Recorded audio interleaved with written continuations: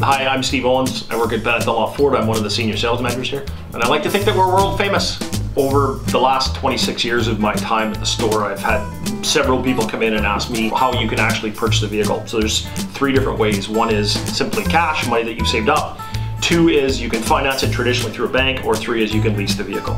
Finance is you walk in, you buy the vehicle, you add taxes on top of that.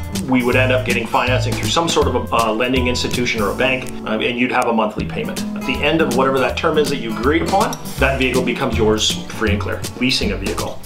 In the case of a lease, the client would come in and it would be really no different than the first thing that I talked about, which is the finance.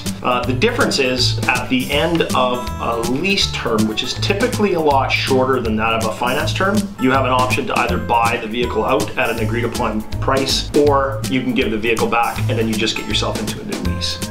This has a couple of benefits.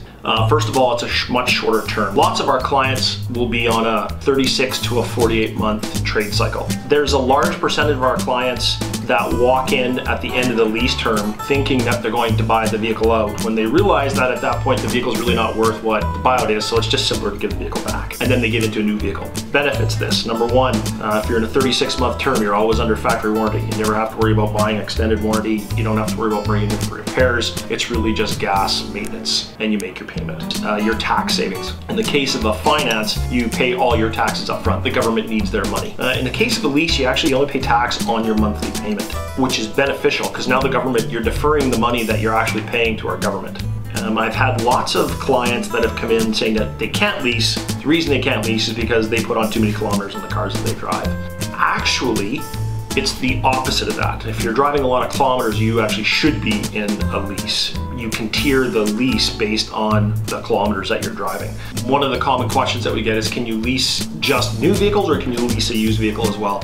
There is lease options for used vehicles. It does have to be within 3 current model years. Are the vehicles customizable? You want to put a lift kit on it, can you actually do that? Yes, you can do that. The vehicle does have to go back if you choose not to purchase it out with whatever customized options you put on it. If you're planning on purchasing a new vehicle and you're looking at leasing it, one of the questions that you should ask yourself is, what is my trade cycle? Do I plan on trading it in 3 years? Do I plan on trading it in 7 years? If you plan on being in a 3 or 4 year trade cycle, there really is no other option except to go with a lease. I truly believe that. If you have any questions in regards to either leasing, purchasing, or financing a vehicle, please don't hesitate to pick up the phone and give me a call, or come down and visit me at Bennett Dunlop. I've always got hot coffee on.